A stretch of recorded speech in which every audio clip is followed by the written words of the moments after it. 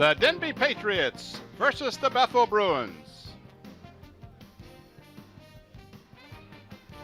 Good evening, everybody. I'm Tim Cole along with Bob Hintz. We welcome you to a beautiful night here at Darling Stadium for the first regular season coverage of Channel 46. The Bethel Bruins with an 0-1 record taking on the Denbigh Patriots with a similar 0-1 record. And Bob, this is, of course, early season. A lot of new things happening for both of these schools. Certainly for Denbigh, they've got a first-year coach in Tracy Harrod. Yeah, I went up and talked to Tracy Harrod up to Denbigh, and he's been to Denbigh as a defensive coordinator for 6 years, Tim, and he is defensive-minded. So this is brand new for him, being the head coach.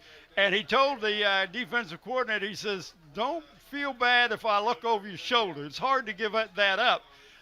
The young men are making the adjustments because he's got a new system up there, but he feels real good about it. But what happened in that first game is they turned the ball over 7 times. And, Tim, I don't care who you are. You turn the ball over 7 times, you're not going to beat Podunk U. But this is kind of funny. We got 2 coaches, both of them named Tracy. Both went to high school at the same time. Tracy Parker went to Smithfield. Tracy Harrod went to Lafayette. Knows my nephew, by the way.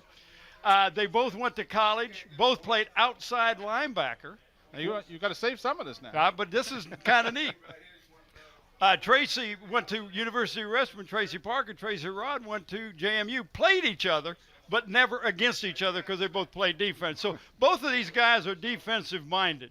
Bethel, on the other side, took the ball away from Western Branch 5 times, could not make any points off of it. So here you get the ball 5 times that you probably wouldn't have gotten, and you can't take advantage of it. That's really got to hurt. Well, Hickory was the victor in the Denbigh game, 16-0, with the 7 turnovers, like you'll hear Coach Harrod mention.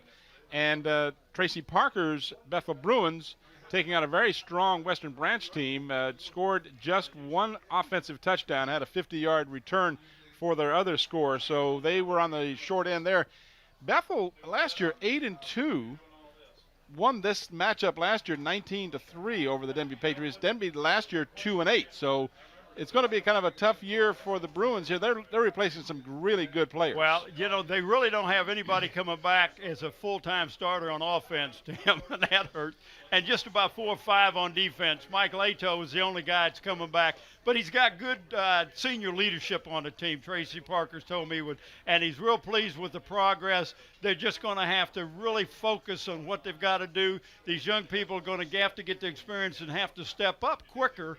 Then they're not going to get the experience because, like you said, an 8-2 season last year was a great season, and yet they didn't make the playoffs. That's really a thorn in their side. All right, let's go back in time right now as Bob had a chance a little earlier to talk to head coach Tracy Harrod of the Denbigh Patriots. Well, first of all, Coach, I appreciate you taking time to talk to me. Had a tough loss last week, but you got to hang on to the ball. Yes, sir. 7 turnovers. You can't win if you turn the ball over 7 times in a football game. Now, I know you before 6 years as defensive coordinator, first year as head coach. It's a little hard to let go of the defense.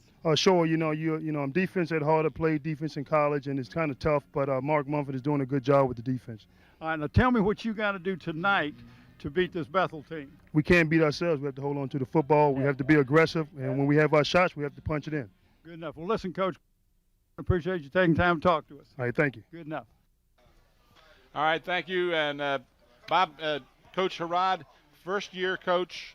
He's got to have a few butterflies knowing that this is just the second game his team's involved with, but he's still going through that learning process, I'm sure. Now, I understand he was with Denbigh for a while. 6 years as defensive coordinator. But him and Tracy Parker have known each other, so this is a little special. His first year, Tracy's been at Bethel. This is his 4th year at Bethel. He's saying, if I could beat him, that's kind of a one-upmanship on a friend of mine. So, there's a little incentive there, and I'm sure he's trying to get this over to the kids in the locker room. Well, one of the things Tracy Parker of Bethel has to deal with is the lack of Ananias Boyd. Well, I'd say Ananias Boyd, and then I'd also say Jimmy Williams. Well, I was going to get there.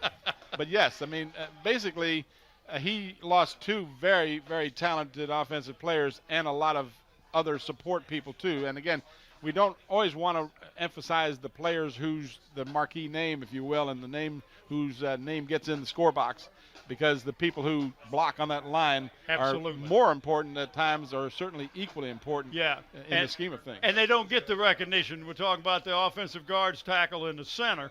Those people really do open up the holes for the Ananias Boyd and the Jimmy Williams. And so, yeah, you need those kind. Right now we're going to go back in time again. Bob had a chance to talk with Tracy Parker of the Bethel Bruins a little earlier this evening. Coach, beginning with the fourth year over the Bruins, tough game last week. You caused 5 turnovers, but you didn't take advantage of it. Yes, it was a tough game. We had our opportunities, but we didn't take advantage of them. So that's something we worked on this week, and, I hope the kids are up to the challenge. Well, I know that you guys are prepared, but, you're a young team. You've lost a lot of starters from offense and defense last year. Tell me a little bit about your leadership that you have. Right now, we have a good group of seniors. They're working really hard with our young kids, and, that's the key for us this year is how fast our younger guys will come around. Now, I know you know Coach Harrod, and Yes. I found out that you played against each other, but not at the same time on the field. But what do you expect from him being the first-year coach? What do you expect from him? Well, I had an opportunity to go to their Hickory game, and they were very physical, they're well organized, and what they did well. So it's very important that we come out and we do what we're supposed to do, and things will turn out in our favor.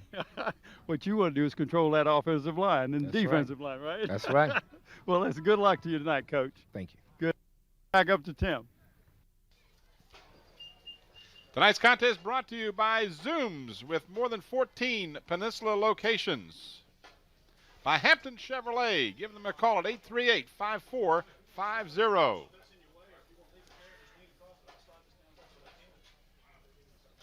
In part by Parklawn Wood Funeral Home, located at Hampton Center Parkway at Armstead Avenue in Hampton. And Stallion Brothers Heating and Cooling. Give them a call at 825-1416. We'll be back with tonight's ball game back here at Darling Stadium. Tim Cole with Bob Hintz. We're about to set to have the kickoff. The Bruins won the toss and have deferred to the second half. So they will get the ball to start the second half as Tracy Parker has chosen to go on defense to begin the ball game. Adam Pickerel is the kicker, for the Bruins. They'll be on the left in the green uniforms with the gold helmets. Denbigh Patriots, the opponent.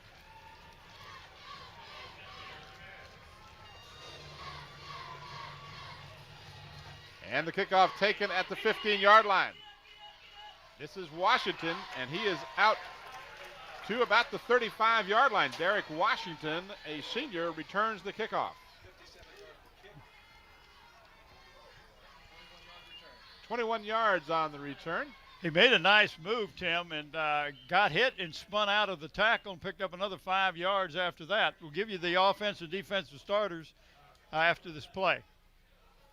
Denbigh will start from their 35-yard line. They run a multi-eye formation, but I see they got 3 wideouts. Trips to the near side. One setback. And a fumble on the exchange. The quarterback got it back, but for a moment there lost it. That is Anthony Exum is the quarterback. And on the first snap, fumbled. And here's our offensive starters for the Patriots. At center, we have, whoa, here we go, beautiful.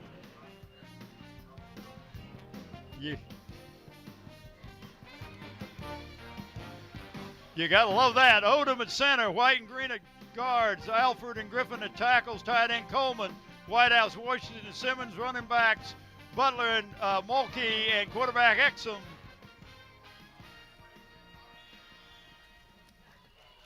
And that are the Patriots on offense. And now they've got to call timeout. So if you're Coach Harrod, you're not pleased with the beginning of this ball game. You fumble the snap from center on the first play, and then you go and have to call a timeout before you get the second play called. Give you a chance. This you see the Bethel sideline. Rocky start. We'll give you the Bruins on defense in just a moment. Love the new graphics. You got to love it. Beautiful. Well, and we're getting used to it. Here come the Patriots out of the huddle. And there you see the Bruins on defense. Leto and Ellis are your tackles. The ends are Turner and White. The linebackers are Bates and Gardner. Robinson and Scott are the inside linebackers. Everett and Jackson are the corners, and your safety is Walter Jones. And back to the live action. And Exum is wrapped up after little or no gain on the play. For the Bruins was the tackler was number 65. That's Thomas Turner, a senior, 5'10", 250-pounder. Well, they were trying to run the option that time, Tim, and he hasn't got back to the original line of scrimmage. Exum got dropped basically at the line of scrimmage. It looks like it's still 3rd and 11. It is 3rd and 11 at the 34-yard line. Now trips to the far side, and the shotgun formation for Exum. First time we've seen this tonight. Gets a good snap, has time, throws in the flat, and it is between two of his intended receivers. Out on this pattern was number 1, Derek Washington, along with number 8, Marcus DePriest, and it really fell between them. I'm not sure which of those young men he intended to pass for. Well, no, Derek Washington was wide open, but Tim, he floated that ball out there. You've got to fire that ball out there. Let me mention that when I have an opportunity, the officials for tonight's ball game. But right now, with 4th and 11, the Patriots are in deep punt formation. Back deep is Christopher McLean, who will do the punting. And back deep to receive. I believe that's... I think number 2, Tim. Number 2, a high snap and a short kick will not get to the 45-yard line. It takes a bounce off of a Bethel player, and for that reason, there's a scramble for the ball. I believe the ball inadvertently hit one of the the Bethel Bruins. The ball was not going at all where they intended it to go. The punt was a relatively short punt to the right. It looked like it might have even shanked it. Yeah, I think it went offside of his foot. But Tim, as a man back there on a punt receiving team, you'll see the offense for the. All right, for the Bruins on offense, the center is Al Lee. The guards are Burton and Harris. The tackles are Berger and Tutton. Leto is your tight end. The wideouts are Jones and Sharif. The fullback is Darden. Bates is your tailback, and the quarterback is Robert Lewis. And he is the young man who just hands the ball off for a short gain. Picked up about 2 yards out to the original line of scrimmage, the 42-yard line. They'll mark it between the 43 and 44. Let's give them a gain of almost 2 on the play. And we'll show you the Denbigh Patriots on defense. And here you see them. We got the defensive tackles are Alfred Jones, the defensive ends, White Coleman, the outside linebackers are Carter Mulkey, the other linebackers Griffin, the corners are Washington and Simmons, free safety to Priest, and strong safety Butler. And back to the live action at the 46-yard line. Ball carrier for the Bruins, number 14, that's Derek Bates, a junior. And it's going to bring up a 3rd down and about 7, almost 6, between 6 and 7 yards. It's a long 6 and short 7. There you go. So the Bruins trying to get the first down of the ball game here. We've got 9:05 remaining in a scoreless first quarter. Each team has had the ball once. The Bruins trying to do something on their first possession.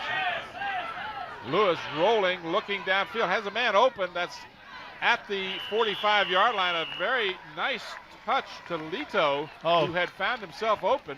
Well, not only that, Tim, he really kind of tight-walked on that sideline over there. Mike Leto, good job. But we've got a flag down, so hold everything. If it's against the Bruins, it'll wipe out a first down. We'll get a chance to watch the replay in a moment.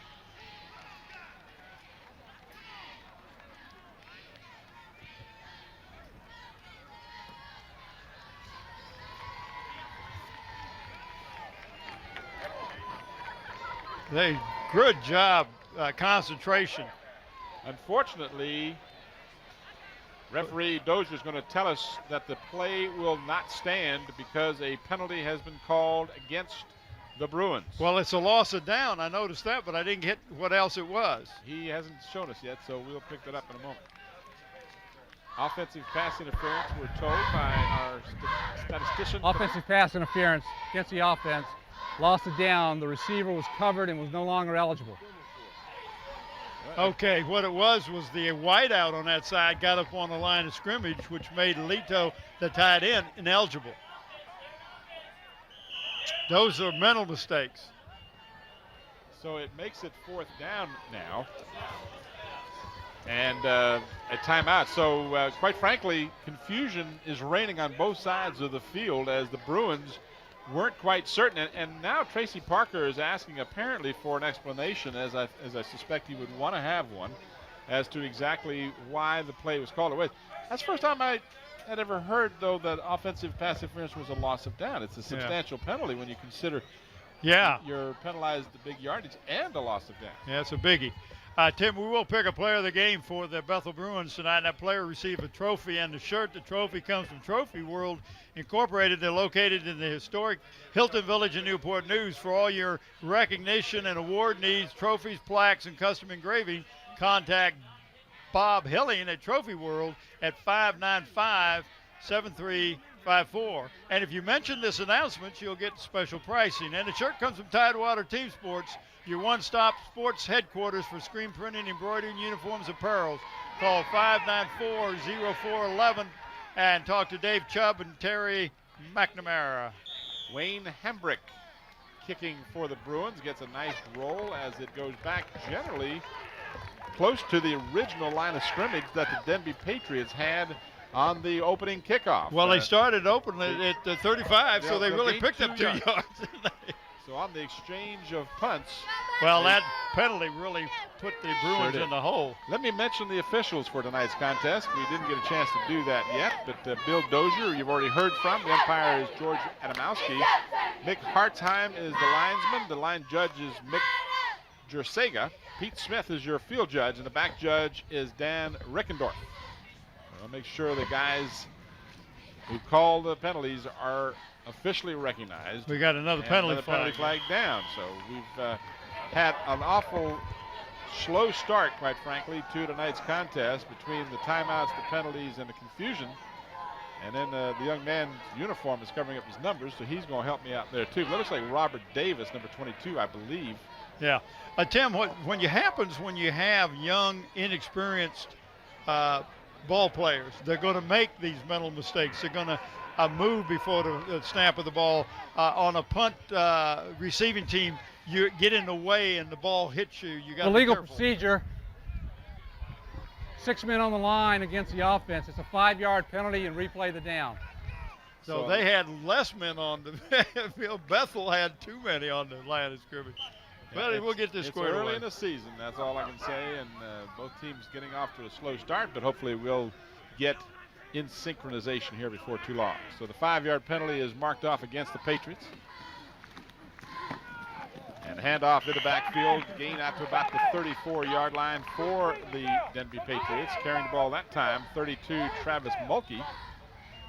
And he's out to the 34. So it's going to be 2nd down now with all that the down remained the same on that previous penalty. Get a chance to watch this play again. You're going to see the Bruins showing blitz, but then backed out of it. And then the tackle made on the play by Bobby Walters, number 11 for the Bruins. Both these teams sometimes will play an odd man front, and then they'll play an even front. Bethel's got 5 and 6 men up on the line of scrimmage sometimes, depending on their set. And really putting the pressure on the Patriots. Nice run. Excellent run that time by Mulkey. Travis is 5'8", 175, just a junior. Also plays linebacker. Watch this. He gets good blocking at the line of scrimmage and then basically runs over a couple of would-be tacklers. Good job that time. So it brings up a 3rd down and about 4, almost 5. There you see the scoreboard, 7-11 remaining in the first quarter.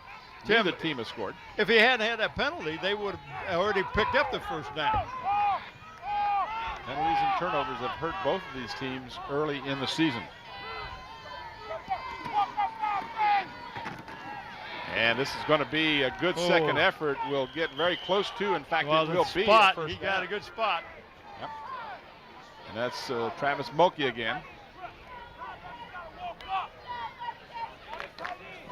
So the first down of the ball game is registered by the Denbigh Patriots.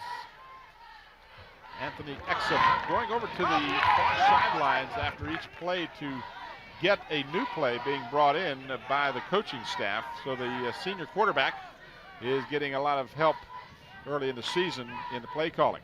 Well, it's a little different system than they had last year. So you got to make sure everybody's on the same page. Got a wishbone set now at the 49-yard line. Exum over center. Mulkey, and he has stood up at the 50-yard line on a good stick by the middle of that defensive line. Montre White, I believe, was the young man who made the initial contact. Elmo Robinson, 44, was in on that too, Tim. But I like Mulkey. They hit him, but he didn't stop moving his legs, and he actually picked up a couple yards after being hit at the line of scrimmage. Gain of a couple, 2nd down and 8. This time they wide out to the far side of the field. Tight formation, out of the eye. Exum again exclusively going right now with Travis Mulkey. The 5'8 junior picks up about a yard right at midfield. This game has been played between the 35s so far. Well, he obviously is the workhorse on that team from the tailback position. He has got the call just about every time. 3rd down and 7 for the Patriots. Trying to keep the drive alive. 5:03 remaining in the first quarter.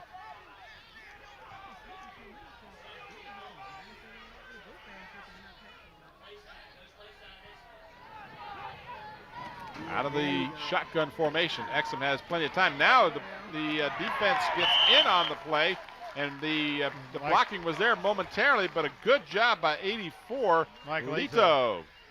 Leto or Leto? I think Tomato, it's Leto. tomato. Which one is it? Well, potato. Well, that brings up a point I want to make, and no jest about it. If any of the players' names are mispronounced by you or I, send those complaints to Bob Hint. No, just make a point. If you see us, tell us, because we don't want to mispronounce the name, and unfortunately, we don't get an opportunity. Nice kick that time. For sure. Excellent kick, takes a nice roll for the Patriots, so they'll back the Bruins up inside the 15-yard line at about the 13. So an excellent kick by the Denbigh Patriots, and it'll make things tough. 44-yarder, no return. The Bruins will set up at their own 13-yard line. Zooms has given an award to the senior player in each one of the Hampton teams this year who has demonstrated academic excellence.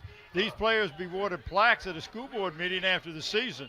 We'd like to thank David Allen and Zooms for their continued support of WHCS and our student athletes. All right. That's Alonzo Cherry. No, that's not loud. Oh, that's Butch Harper. Yeah, that's He not lost some weight. Didn't recognize him. All right, the Bruins trying to get outside. So a lot of running sideways for Derek Bates.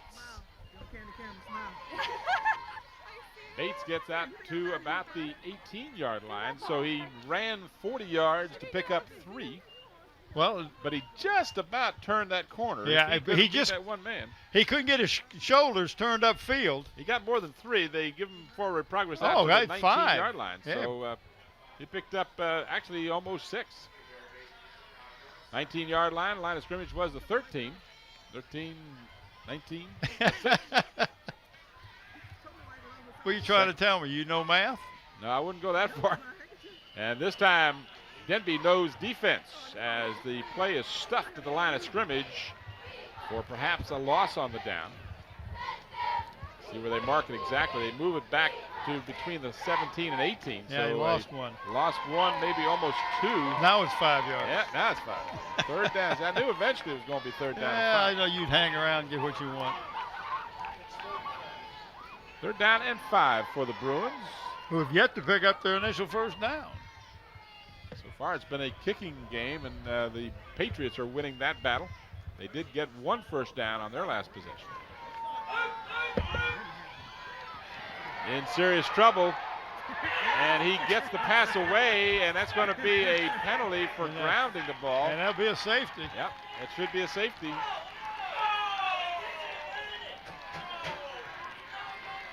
So he was in the end zone. That should be a safety. We'll see how they rule that play.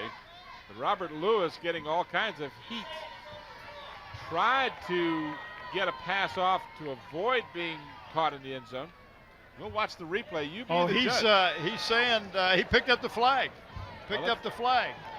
All right, we'll let referee Dozier tell us. Well, about he said it was somebody he was throwing it to somebody. All right, let's just watch. We won't be able to see from this angle, which is from our second camera on the ground level.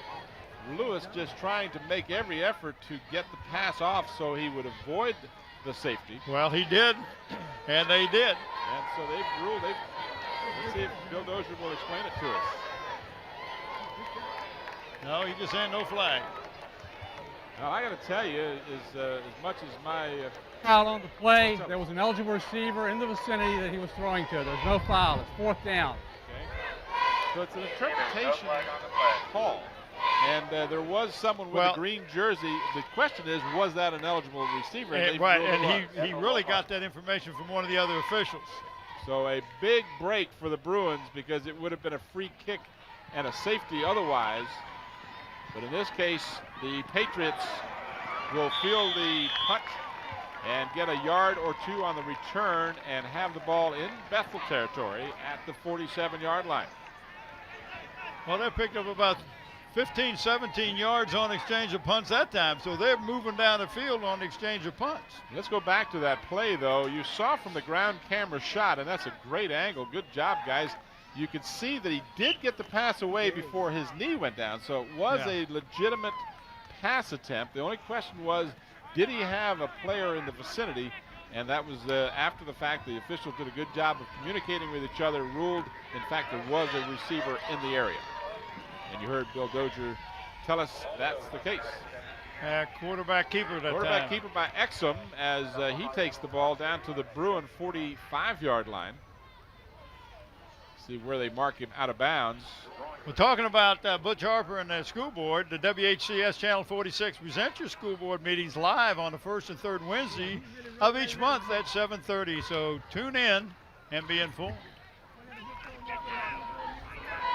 I'll give you our crew in just a second. Got it. You better not give the crew.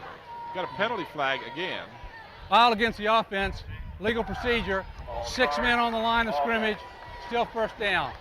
So that's the second time the Patriots have had enough people on the line, so that'll cost them again, and penalties just continue to kill drives for both squads tonight.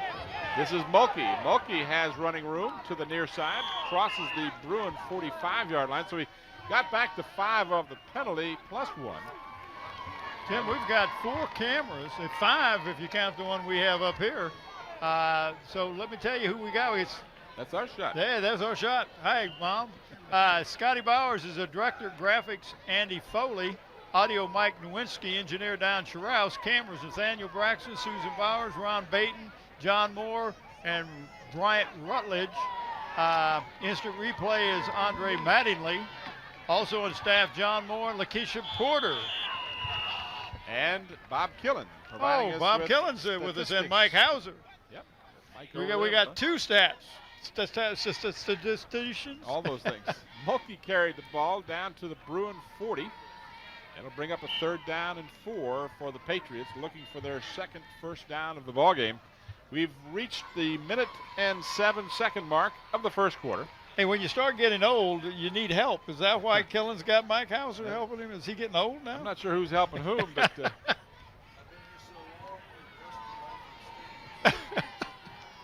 all right, we're inside of a minute. The Patriots on the delayed handoff. Nice. Mulkey has the first down all the way down to the Bruin 28-yard line. So Travis Mulkey picks up big yardage. That was almost like a draw, Tim. It was delayed handoff. 13 yards for the first down. Just kind of a delayed trap there. Yeah, Let the hole open up, and they did that beautifully. And the Patriots have something working now as they're down to the Bruin 28-yard line. Half a minute remains in the first quarter. No score between the Bruins and the Patriots. Tim Cole, Bob Hintz on the 13th of September, 2002. Mulkey to the near side, and he breaks another tackle. He's inside the 20, down to the 16-yard line. That'll be another first down. I tell you, he's an impressive runner, Mulkey. They've found something in the trapping or the blocking scheme that has really opened up some huge holes. Watch this 12 replay. yards. Look, he's got people out in front and makes a nice cutback. And you're always going to pick up yardage when you make that cutback. Talking about runners, did you see that Tech game last night? Yes, I did. And we'll talk about that in a minute. They may or may not get this play. No, they will not get this play off before the whistles will sound to end the first quarter. So the Patriots are driving. They have the ball at the Bruins 16-yard line. After 12 minutes, our score is Denbigh nothing and Bethel nothing. Yes, I did, Bob. Saw Nathaniel Denbigh pick up the Leftwich, the quarterback for Marshall, who is 6'6", 240 or whatever. And Nathaniel Denbigh picked him up and threw him down like he was about 120. But Tech looked good. You got two runners and Suggs and Jones. Man, you just hand the ball off to those two guys. They end up with about the same number of carries and about the same number of yardage. It's just awesome. 2 100-yard rushes last night. I'll tell you what I've really enjoyed so far in the college season is watching both Tech and UVA. I thought it was very interesting. Hampton High School and the Peninsula in particular provides a lot of players for UVA. It's almost like there's a pipeline there. And Deep Creek, did you notice that? All of them.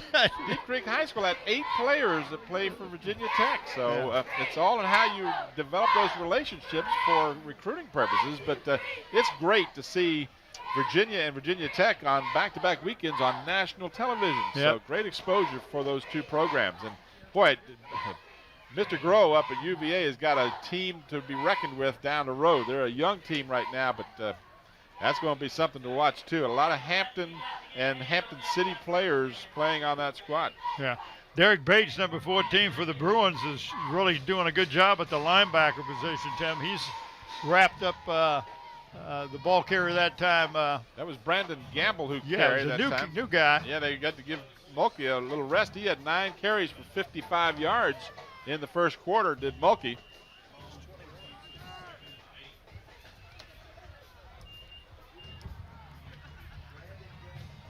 So Gamble picked up a long 2, let's call it second down, and about 8 to go for the Patriots. They're down to the 13-yard line. Flags down as Gamble gets the call again. This time he is wrapped up for no gain and perhaps a loss by Montre White, number 54. Penalty flags down.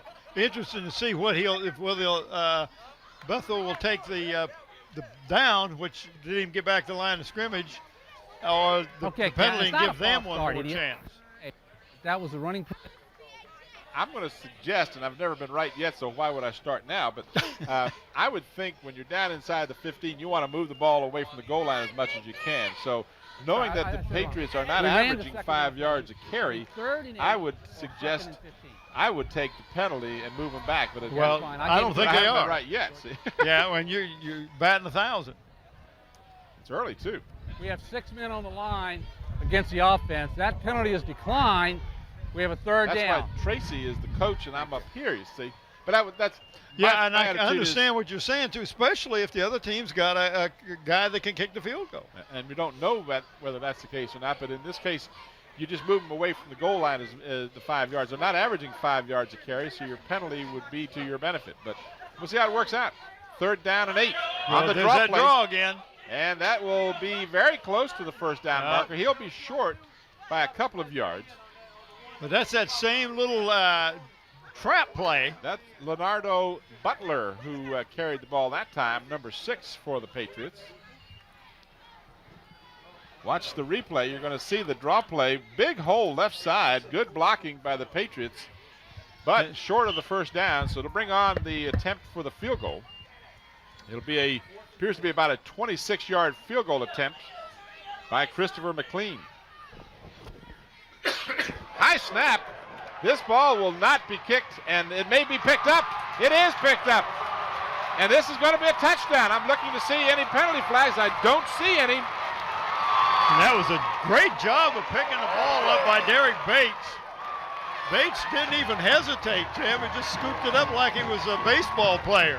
67 yards. Bates with the fumble on the attempted field goal. Watch it. Just a high snap. No way could that holder get it.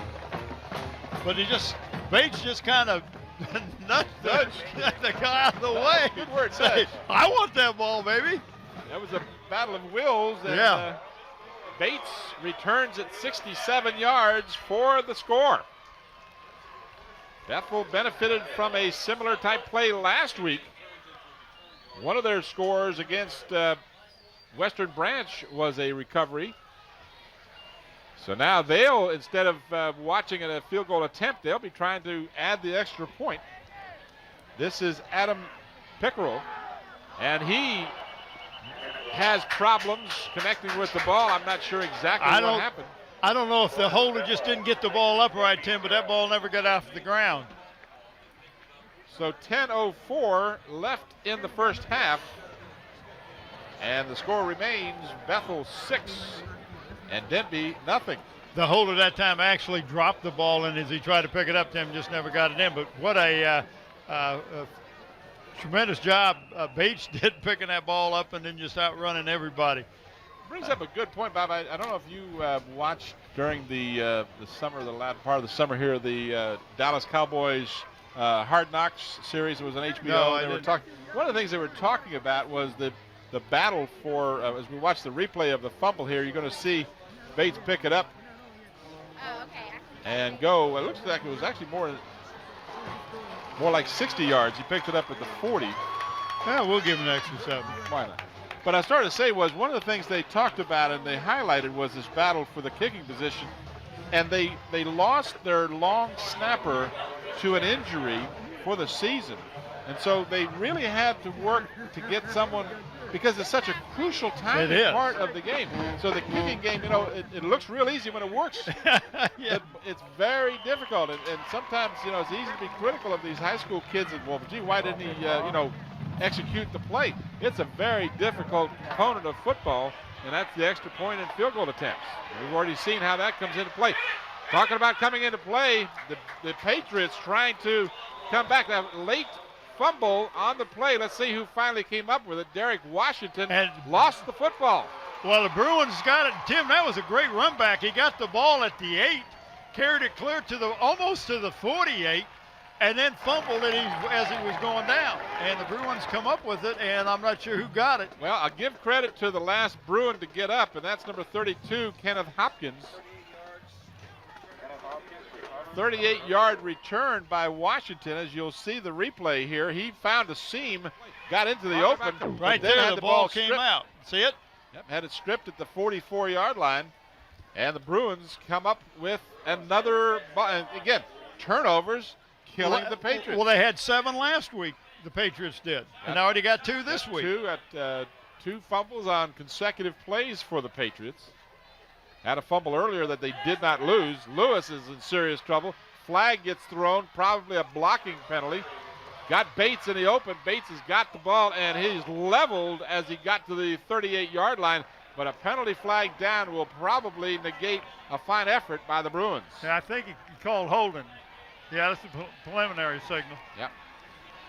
So almost always when you see a flag thrown on a play like that, you know someone either blocked in the back or held someone when you've got your quarterback scrambling around, and that's what's going to be the call here. Holding will wipe out that real nice run. Hampton Chevrolet, they're the against place the to offense. go. That's a 10-yard penalty from the spot of the foul. Replay first down. For your next Chevrolet, call or go to Hampton Chevrolet. Call them at 838-5450 or go see them at 1073 West Mercury Boulevard in Hampton. So the ball moves all the way back to the Bruin 35-yard line instead of being up at the 40-yard line of Denbigh. So a huge, costly penalty. But you have to think, well, if he didn't get that block, he might not have ever gotten the pass off. So there's always that to consider. Well, that's about 29 yards they got to go. But, Tim, that was a spot foul. Yeah, that really hurts. It's only a 10-yard penalty, but from where it happened. So. And he was already scrambling way in the backfield. First down and 29. And a fumble. Ball is loose. See who finally came up with it. The Patriots say they've got it, but let's wait for the officials. And they're going to say the Bruins recovered the fumble. So a break there as Denbigh thought they had it for a moment. I think LaShawn Campbell came up with it. I know he's slow coming off. Watch your replay here. The ball being carried much like the proverbial loaf of bread by LaShawn Campbell. And he coughed it up. Well, actually, the quarterback, Robert Lewis, is the one that was a quarterback keeper. He just backed up and then followed the fullback through the line of scrimmage. But he was holding the ball, like you said, like a loaf of bread. I thought it was number 4 who had the ball. It was number 4. It was 4. Yes. Number 1 is quarterback Lewis. And he, again, is in serious trouble. And he will, well, they say he stayed in bounds. I thought he might have stepped out back at the 29-yard line, but they say no, he stayed in. It was very close. And so Lewis literally running for his proverbial life here as the Phantoms, I get it right yet here, the Patriots were all over. It was a P word. Both of them started with P. So. Yeah. The Patriots were all over him as they've been pretty much here in the first half. He's very elusive, but you can't make a living running like that. Not in this league. Not running for your life. So the ball goes back to the 35-yard line. It's third down and a ton. They need to get to the 36-yard line, so I'll try and figure that one out for you. It looks like it's third down about 29. Out of the shotgun. Lewis got a man open at the 39-yard line. Still trying to get away from tacklers. That is Sharif, but he will not get away. And the Bruins will have to bring on the kicking team once again, as Hemrick has been extremely busy here in the first half. Yes, they lead on that turnover. That big 67-yard fumble recovery on the botched field goal attempt is our only score here. The extra point was no good. Bethel 6, Patriots of Denbigh nothing. Hamrick, who's had some good kicks here in the first half, gets a low liner to Washington. This is very returnable at the 29-yard line to the 35, gets to the outside, got away from one man but couldn't get away completely, as saving a big gain was Chaz Batchelor. As he had not gotten Washington had some running room. 15-yard return, and it could have been considerably longer than that, except for the fine play in the open field by Chaz Batchelor. So the Patriots will have it at their 44-yard line. I wonder if Chaz is any relation to Bernie Batchelor, who was a young man at Bethel High School when I was over there. It might be his son. Very possible. Getting older, Tim. Thanks, Scotty. The fans at home couldn't hear, but our director, Scotty Bowers, said maybe it's his grandson. Well, that's a possibility too, Bob, I guess. Well, I'm old, but I ain't that old. Mulkey carries. He's been the workhorse here. They've given him a little bit of a breather occasionally with Gamble carrying the ball. Well, you know, we were talking, you and I weren't, because I was talking with Ron Baton down on the sideline along with Scotty before we got the production going. You and I are starting the 22nd year of this stuff. How long have you been married? 20. You and I have been long. What did you give me for our anniversary? I showed up tonight, and it wasn't easy. I work over in Norfolk. I tried to get here tonight, and I couldn't get here from there. Oh, I know there was a wreck there at Willoughby Spit or something down to one lane, so I know you was creeping getting over here. I took the M&M to get over to my mother's, who lives in Phoebus. So you talk about going all the way around your arm to get to your elbow. I went from Norfolk to the Monitor Merrimack all the way back to Phoebus. Wow. Timeout called by the Patriots.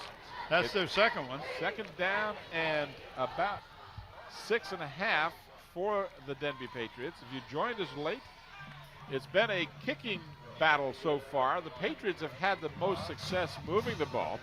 They had moved it down into a field goal range, but on a attempt at a field goal of 26 yards, a high snap was recovered by the Bruins and returned all the way by Derek Bates for a 67-yard touchdown, and the extra point was bobbled and no good.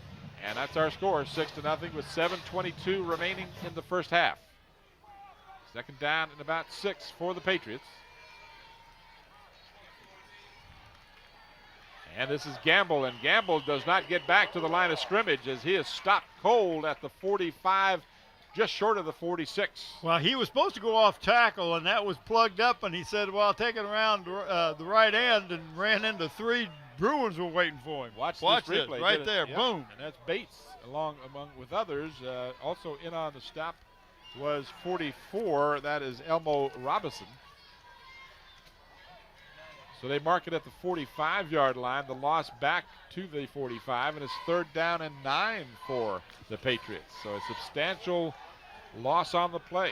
Out of the shotgun, Exum has trips to the top of the screen. There you see the triple receivers wide to the left. One man back to block. That's Gamble. And now Exum will not get back to the line of scrimmage once again, as good coverage downfield caused him to try and run with the ball. He thought he had an opening, and it closed very quickly. Once again, an excellent play by Elmo Robinson to come up and put the stop on him. Here's the replay. He was right here. He was stumbling, but boom, he was never going to get his balance back when Elmo says, that's enough of that. That was a little Elmo's fire there. Another high snap. High snap, but they get it away this time. Oh, High, beautiful looking punt. Takes a Bethel bounce and bounces off of a Patriot, so that'll down the ball at the 19-yard line. It was an unintended downing, if you will.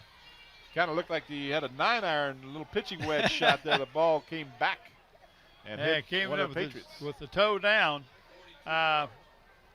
Talk about Zooms, buddy. You've been up there to your favorite Zoom store? I have. I've been up there. I've taken advantage of their low prices on Citgo gasoline. Yeah. And taking advantage on that pizza that also has a gas factor involved. That's it. Yep. The fried chicken and the potato wedges. And I know you buy your Krispy Kremes, a box in one, right? I had a Krispy Kreme the other day. And no, I don't eat a lot of donuts because I know they're not good for me, but man, you get one of those cream filled with a chocolate covering on it. I'm telling you, that kept me going all day. I had a sugar high for 3 hours.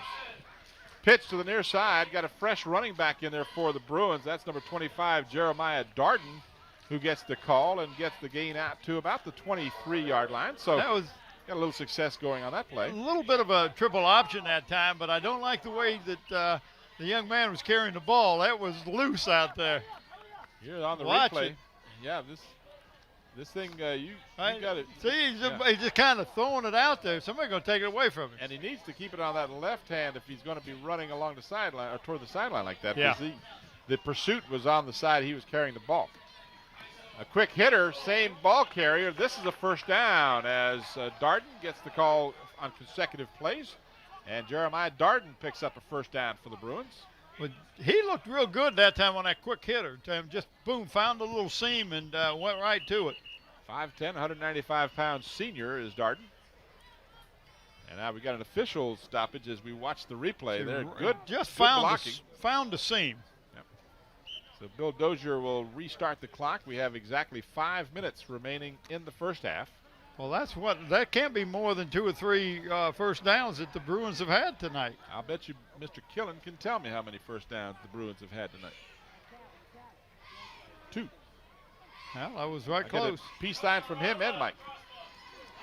There's Darden in the open. That'll be 3 as he has the first down out close to the Bruin 45-yard line. Well, I like the way he runs the ball because he got hit about 5 yards before we went down. Watch this right there. Boom. He got set and just kept right on going. I think they described it last night as running downhill. Well, not only that, but he's north-south. Yeah. He's not going east-west. Right. He's got a good downhill momentum going, and if you hit him, he's still going to get a yard or two because he's really got some good momentum going. You don't get a good clean hit on it. First down at the 45, so consecutive first downs. Bruins will stay on the ground. This is Batchelor carrying the ball. He picks up a couple of yards out to about the 47. 2nd down and 8. Clock winding down with 4 minutes to go.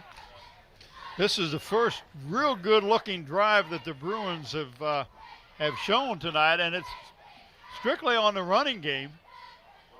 Unfortunately, the Bruins had to burn a timeout earlier, and the Patriots, as a matter of fact, have burned 2 timeouts when there was confusion earlier. And that, again, as a coach, you like to save those timeouts so you can use them in situations that might be occurring here shortly when you need to conserve time. As Batchelor is stacked up by the middle of that defensive line, in on the stop, 75, Vaughn White. Big kid, 5'11", 240. Tim, he just plugged up the hole, and there was no place for Elmo Batchelor to go. Chaz Batchelor. Oh, Chaz Batchelor. I'm sorry, Elmo Robinson. Yes, Robinson. I knew I had okay. Elmo somewhere. Where's Elmo? In the Elmo game, is where's fire. Elmo? No, no, who's Elmo? Where's Elmo? That's a game. Elmo Robinson, number 44. Where's Waldo? Where's all those guys? Waldo's over there with Kellen somewhere. 3rd down and 8. On the pass, this is Batchelor, and he is stopped short of the 1st down on a good defensive play in the flat. That was an excellent open field tackle by Travis Mulkey, who's a 2-way player for the Patriots. We've seen him carry the ball a lot. That time he prevented a 1st down. Yeah. As Batchelor had the 1st down if he hadn't stopped it. I thought Batchelor was going to get it. Watch the replay. You're going to see the fine effort. This will be a little swing pass. And Mulkey just got a hand on him, wouldn't let him go. So the Bruins once again have to bring on the punter. And now a penalty flag goes down. And this may be delay of game, or it might be illegal snap. Delay of game. It's might be illegal snap. Illegal substitution. So that'll cost the Bruins, instead of 4th down and long 2, it'll be a 4th down and long 7. Or is that the major type penalty? That's just a 5. Head ball foul, substitution infraction against a kicking team. They have 12 players on the field.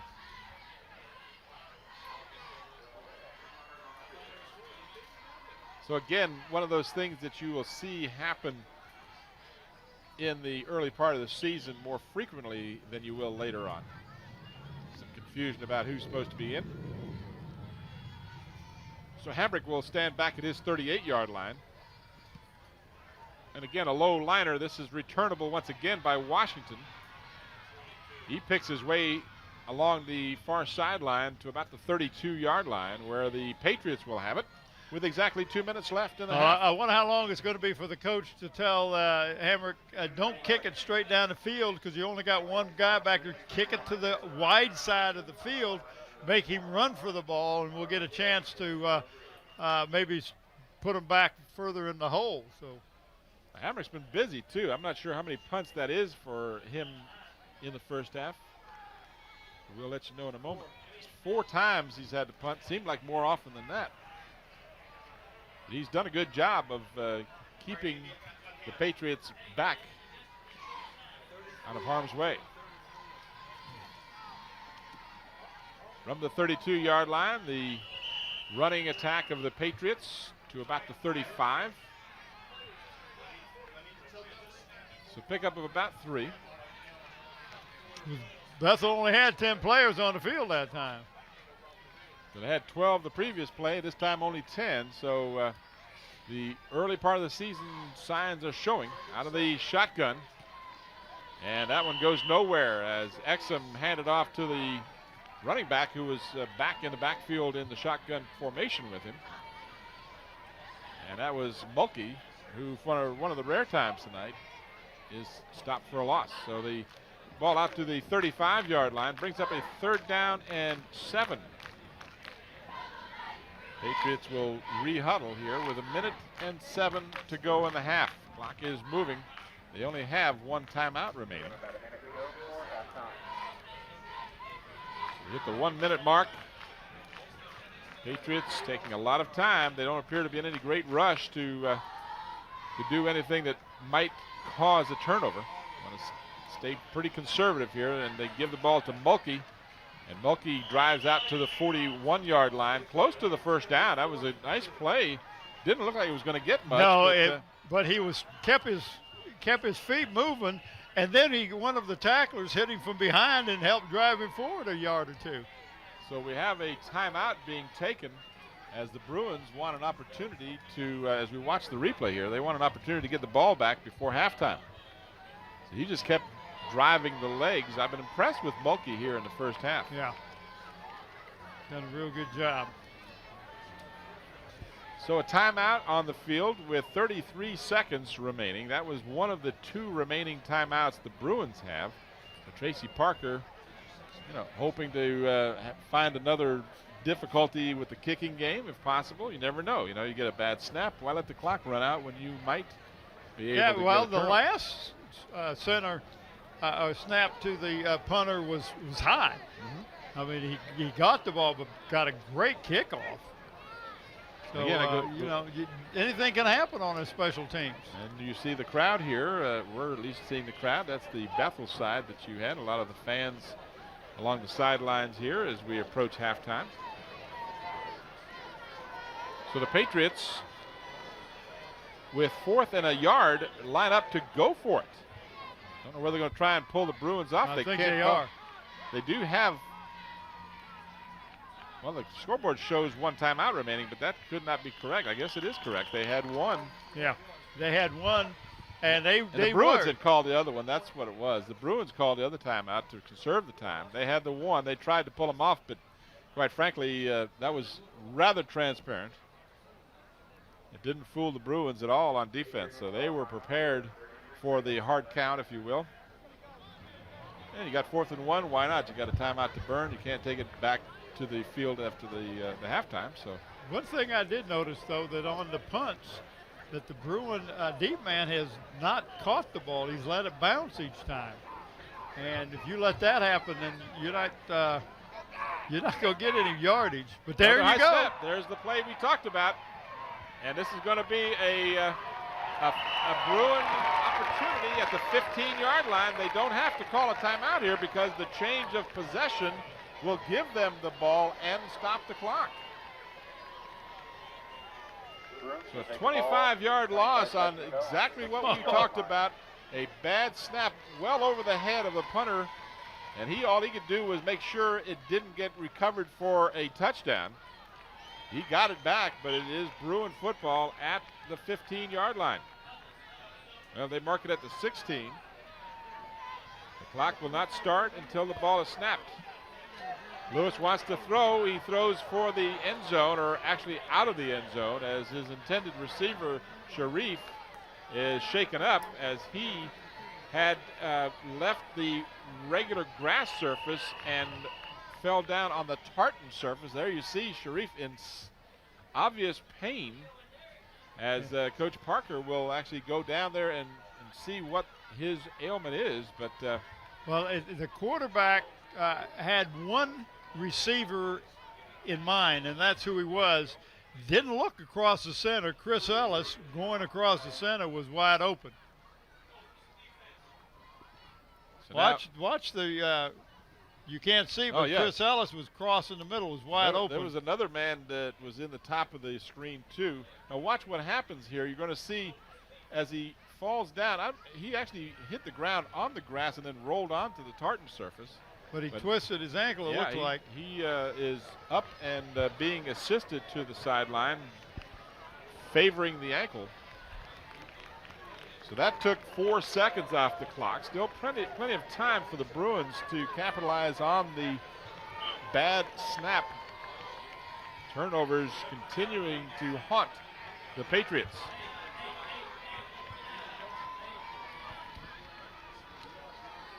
Lewis over the middle. He's got a man open and overthrows him. It's intercepted in the end zone.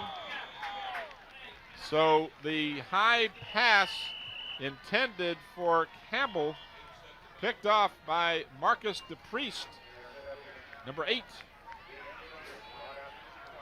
So the Denbigh Patriots dodge a bullet and get it back at their 20-yard line. They do have, the scoreboard shows now no timeouts remaining, and I'm sure they'll be more than happy to take a knee. But watch this, just throwing up high, but it just leading the receiver a little bit too much. So the Patriots will just get to the locker room, and quite frankly, with 3 or 4 turnovers here in the first half, will be happy to be down just by the 1 score.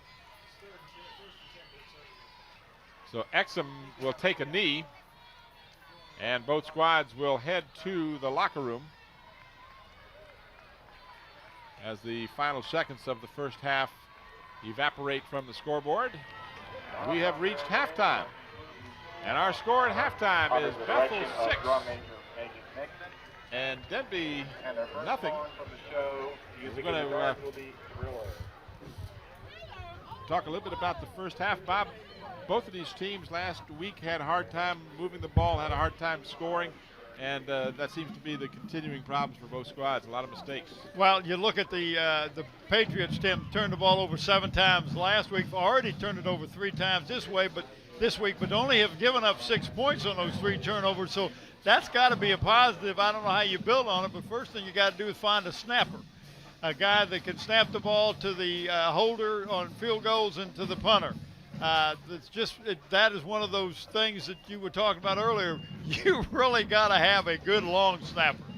Well, it's a very important part of the game. Your kicking game, not only do you score points off it, you have to avoid making mistakes and allowing the other team to score off of your mistakes. So it hurts you in both directions. So we'll see what happens coming up second half. All right, we're at halftime. Our score is Denbigh nothing and Bethel 6. We'll return to Darling Stadium with the third quarter of action after this brief timeout. Tim Cole and Bob Hintz back here as the teams are just returning to the field, and I'm just getting hot.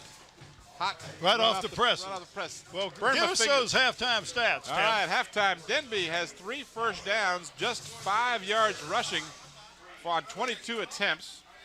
No passing yardage.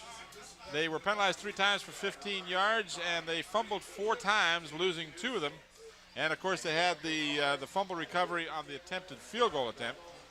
Total offense just 5 yards. Travis Mulkey had 13 carries for 68 yards, so a lot of minus yardage. Well, as they got from when you throw the ball over the punter's head, you're going to lose a few yards. Exactly. Bethel didn't do a whole lot better.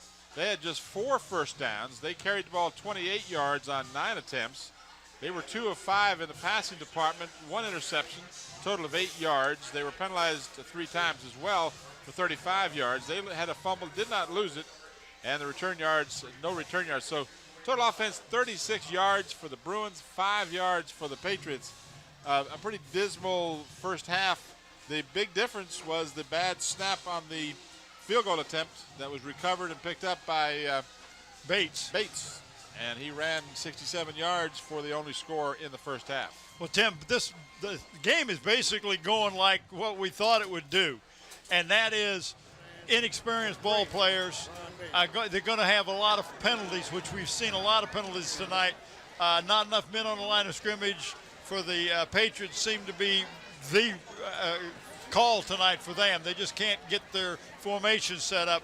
They're, in all fairness to them, this is a new system that they're running under. So, you got to take that consideration. And Tracy Parker's Bruins are young and inexperienced, and they're making mental mistakes. And this is something that the coaches are going to try to build on during halftime. And we have an artist over here. I didn't know Bob Killen was an artist. We ought to show that on national TV. That was quite a rendition. He doesn't do much with statistics, so he might as well be an artist. Oh, we got the teams back out on the field. Who we have? One thing to be looking at this camera and seeing these 2 hams on the behind the camera. Yeah, we're going to flip that around real quick. Yeah, no, we didn't want to do that. Well, we break the camera. But, yes, but anyway, we have halftime new sponsors on this halftime. We got this is brought to you in part by Stallion Brothers. We're glad to have the Stallion Brothers back. What do they do? The heating and cooling, and it's Mark and Kenny. They're on call 24 hours a day. So we do appreciate them. Emergency service and diagnostic, and that's only $45 for that. Free estimates on new installation. So wait, $45 for what? For service and emergency call. Wow. Which is, I think, is and that's 24 hours a day. Yeah, and they're 24 hours a day. and then you can talk about our other people.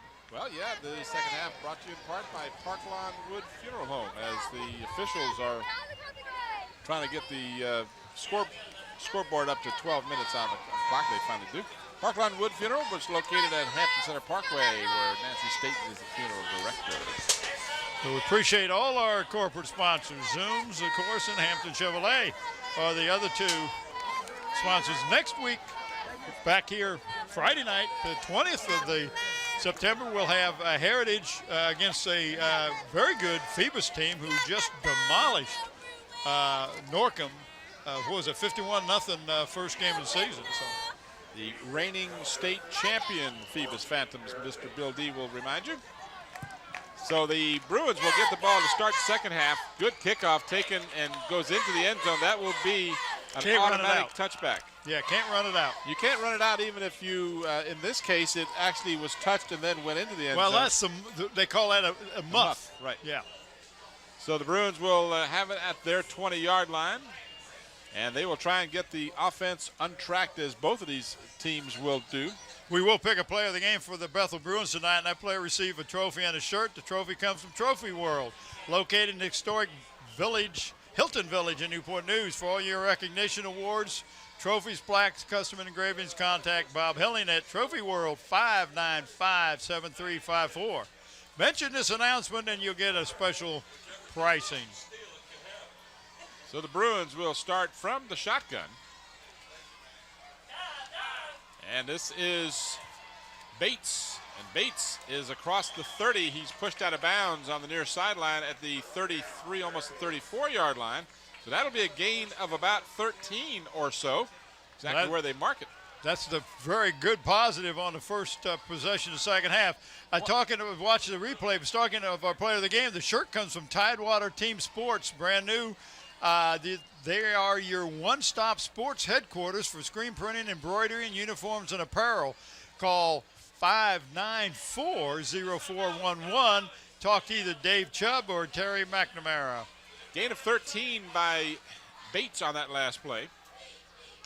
Man who is definitely a candidate for player of the game. This is Bates again.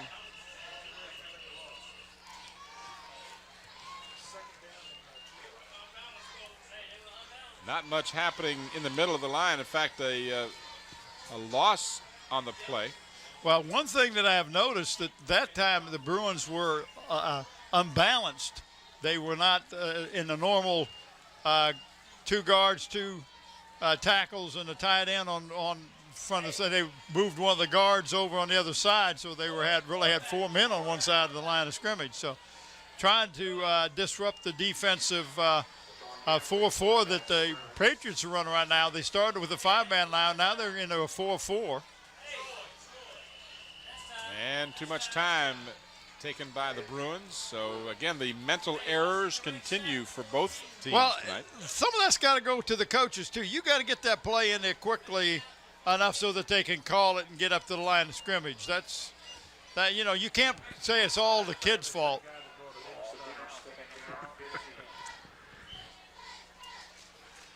Some of the fans up here tonight. So again, they go back to the formation that was successful on the very first play of the half here. That's that formation where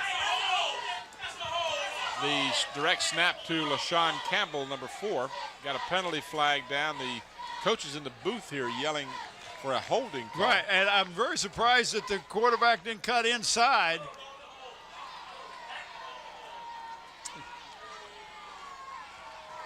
By the way, right here, if he'd cut inside, he might have, but he got a block in the back. Yeah, it wouldn't have made any difference. Holding was the call. Actually, time of possession, by the way, in the first half, Denbigh had the ball 5 minutes more than the Bruins. They had 14 minutes to 9.5 minutes for the Bruins. But a total of 41 yards total offense. But again, the Patriots had more running with Mulkey picking up 68 yards, but they had those high illegal snaps. block in the back against the offense. That's a 10-yard foul from the spot of the foul. We'll replay second down.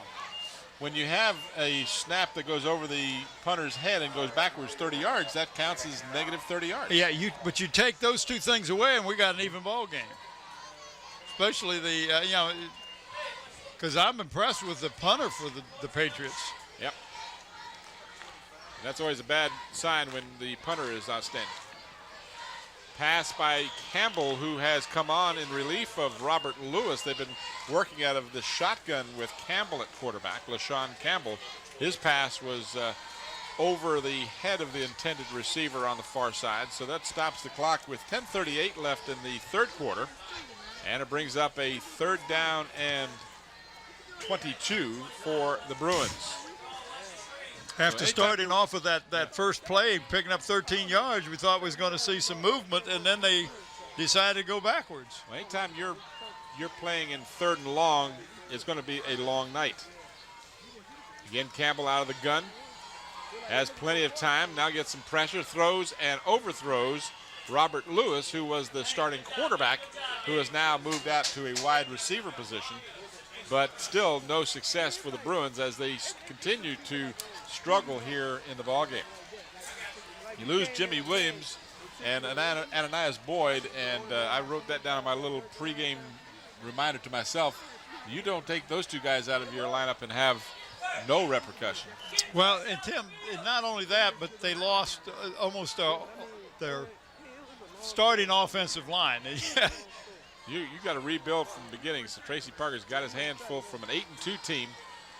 It's going to be a long season at this point. Still kicking that ball right straight down the middle. Yep, Hambrick kicks it right to Washington. He can go.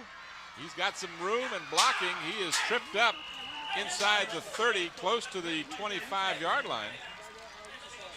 So Washington has been very successful returning punts, and he's had a lot of opportunities, as that is the 5th punt of the night by the Bruins. 21 yards on the return.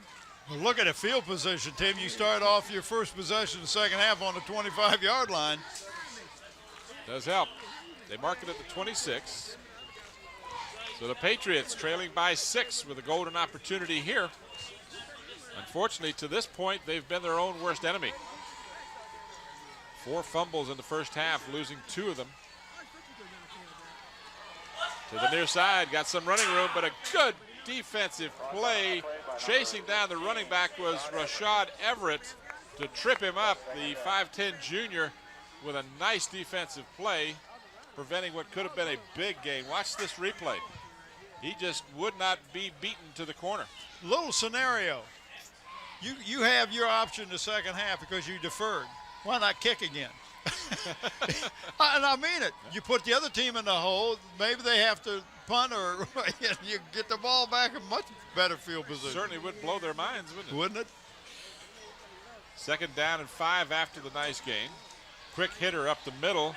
It looked like number 6, Butler again. Butler, and again the Patriots having some success on the ground as they mark it at the 17. It'll be 3rd down and about a yard. 3rd down, they move the marker up a little bit. It was a long yard. Now it's a regular yard. A long yard to a regular yard. Need to Was get that to the from 16. 3.5 feet to 3 feet? That's about what happened. Okay.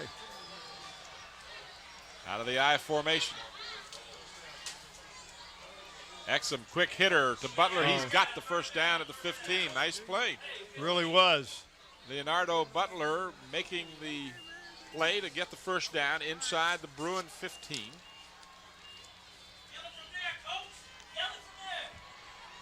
So the Patriots trailing by a touchdown, moving the ball. Exum goes over to the far sideline to get the play, and he'll bring it in.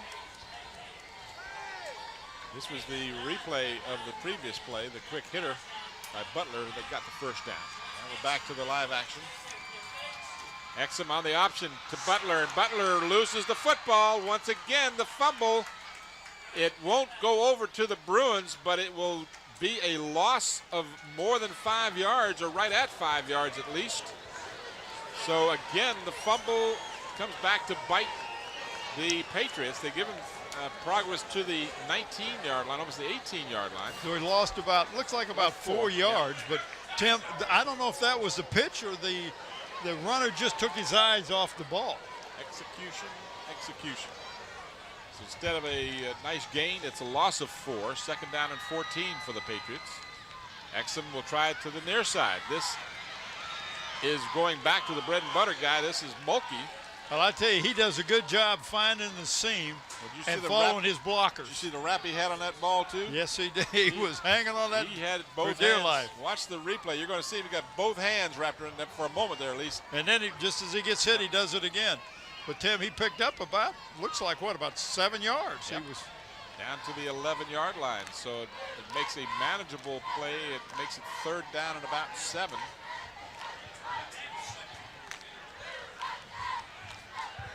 A big 7-yard gain.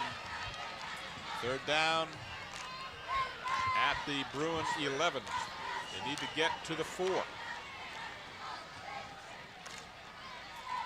This is Mulkey, and Mulkey will not get there as he runs into the defense. And in the form of Christopher Ellis, number 49, as he was there to stop him cold for a loss on the play. So that brings up a field goal situation. Watch the replay there. Ellis Mulkey just ran right into well, it. and the Bethel kind of looked like they were slanting that way, and they were taking away that outside. So this could be an experience. Well, it's an experiment or an experience, either one. They get a relatively good snap, and this one is blocked. It goes out of bounds. We got a flag on the penalty flag. It looks like the Bruins might have jumped off sides, but let's wait and see. That's what I just happened to kind of see out of the corner of my eye. I'm not sure. I could be wrong. We'll let referee Dozier tell us. Illegal procedure, so it's different than what I. They're going to cancel. Yeah, I don't want that, baby. Want the ball. You watch the replay, so illegal Fine. procedure. Against the kicking team. That penalty is declined. First down. So Mr. Dozier tells you the penalty, and of course they decline it. Want the ball, and I'll get it. Now they get the ball where it went out of bounds, Tim. Yeah. They started to spot it at the 20, but that's not the case. It is actually at the 11. Now both teams, again, confusion continues to reign as the Denbigh team left the field. And the Bruins hadn't even gotten on the field. Well, so it was like they thought it was a timeout or something. So Campbell continues to play the quarterback, almost the old wing T out there. They got 3 guys in the backfield, and the ball could be snapped directly to any one of the 3. Campbell does get the snap, and he gets the call out across the 15 to about the 17-yard line. Well, that's not a bad formation. You direct snap, and you got 2 blockers in front of you. You gain a 5 on the play. You get 5 yards on the play. There's nothing wrong with that at all. Well, this is one thing the Bruins need to do is to get a couple of first downs and get away from the shadow of their own end zone. Pick up about 6 yards on the play. Second down and 4 for the Bruins.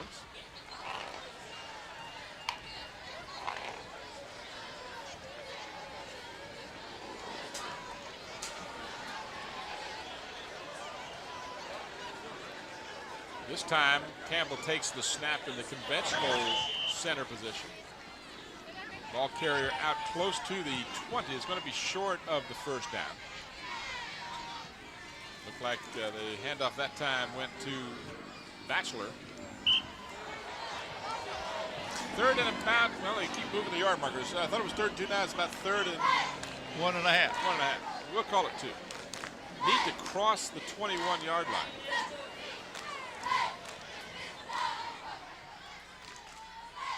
Rapidly moving third quarter with the running game, pretty much all either team is doing.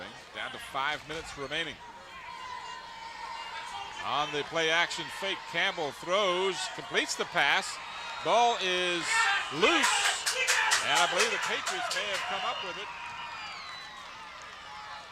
Patriots say they do. So far, the officials have not given an indication. And now they do. It is Patriot football. So the very small crowd, there you saw the ball stripped, and that was an excellent job on defense by the aforementioned Leonardo Butler to strip the ball from the ball carrier. And the Patriots come up with a break. They get the ball at the 18.5-yard line of the Bruins. Well, and Tim, the ball receiver had the first down and then tried to make a move to pick up additional yardage and really then lost his momentum and at the same time lost the ball. So the Patriots once again with a golden opportunity. Mulkey gets the call, and he crosses the 15, picks up about 3. I was playing in a golf tournament Thursday, and I saw Glenn Heath, and Glenn said to me, he says, boy, that was a good game you guys did on the TV last night. He says, new season. I said, well, who was that? He said, well, that was Phoebus and Hampton. He says, Phoebus didn't lose a thing, did they? I said, no, because that's last year's game. They didn't lose that game, man. He said, well, I thought they looked pretty good. And I said, yeah, they did, Glenn.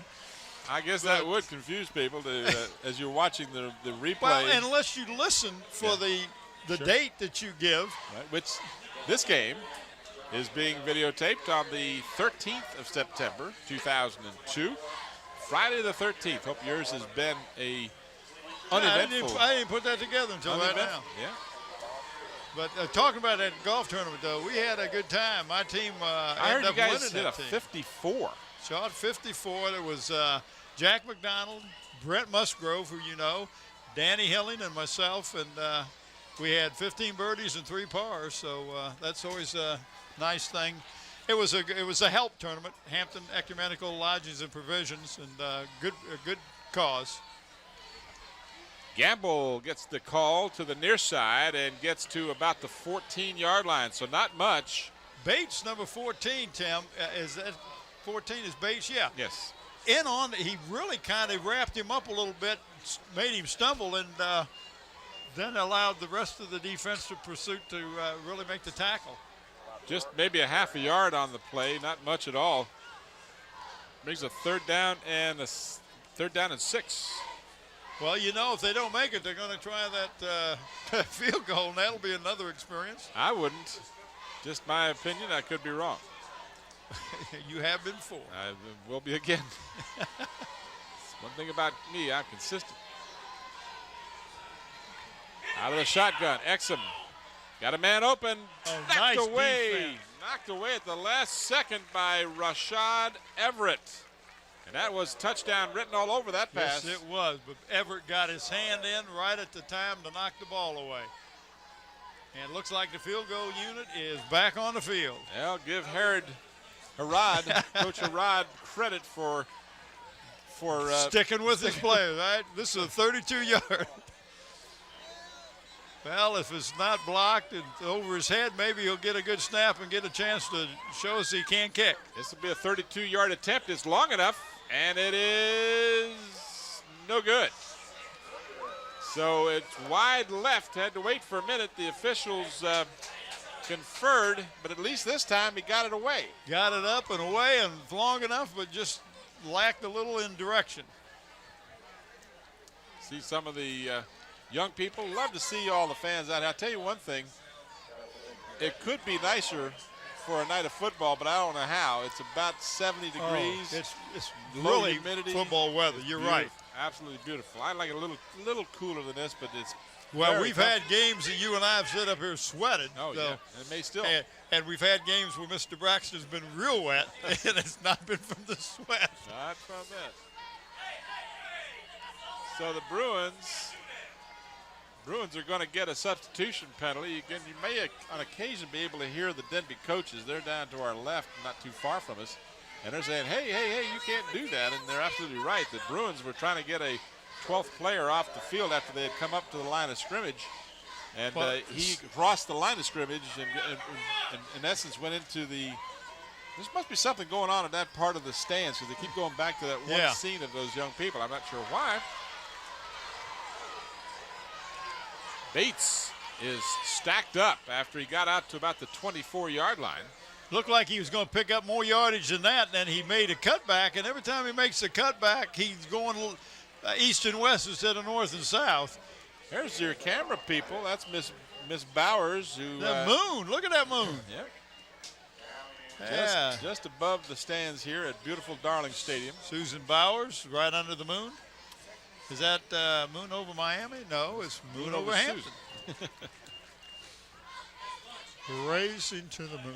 Oh, please don't. 2nd down and 7. On the option to pitch, and it's Bates who's going to have to hopefully come up with it for the Bruins. Again, the execution just not there. Very poor pitch. But again, it's early in the season. These guys are high school players. So well, and you you got a second quarterback in there too, Tim. This now is Campbell. Yeah, he might have waited just a second longer. Yeah. I got to tell you something. Besides the kicking game being a very difficult segment, the option play is not something you just walk out and no, do. Sir. That takes a lot of repetition. Think about it now. You're running as fast as you can. You're trying to look downfield to see if you need to continue downfield. You got at least one guy or more trying to grab you and throw you to the ground, and then you have to flip the ball to the guy who hopefully is where you think he is. The option play is something that's very difficult. Well, the real key of that option, Tim, is the defensive end. You make that defensive end come to you, you pitch. If he stays wide, then you're supposed to cut inside. And a fumble on the exchange, there you see, again, the continuing woes of both of these teams as far as any kind of execution is concerned. The option play, really, when you think about it, is probably one of the most difficult plays there is. And it's highly you're tossing the ball. The turnover rate, if it's not executed right, is very high. Exactly, and especially if you've got a young quarterback who's not your regular quarterback and you're trying to experiment with things, it's tough. Ball is touched dead just on the Denbigh side of midfield. So the Bruins are able to dodge another bullet. They've had one field goal attempt that they turned into the only score of the night. Another field goal attempt, or a punt, I should say, ended up with an excellent opportunity for them from which they were unable to capitalize. And then a blocked field goal attempt, again, unable to do anything with it. And then a missed field goal attempt. So the Bruins have played well on defense when they needed to, and so far they've been able to keep the Patriots off the scoreboard. And again, the Bruins sending players in and out of the field right up until the ball is snapped. Again, some confusion and a flag down on that play. And I don't understand. That's got to be a lot of that's got to be coaches. The coaches are saying, okay, this is our offense, this is our defense, this is our special teams, whatever. And if I make a substitute in that position, I got to let that guy know, now you were there all the time, you got to be on the field at that time, and it just looks like there's a little bit of uncertainty with the players and the coaches. Maybe one coach is not communicating with another coach. I don't know. And I think and that's Bob, by the way, Tracy. That's Bob Hintz that's making these comments. Well, and that's both coaches. I'm not talking just Tracy Parker's, Tracy Harrod too. And the youngsters have a tendency to get so excited they forget that they're on that particular team.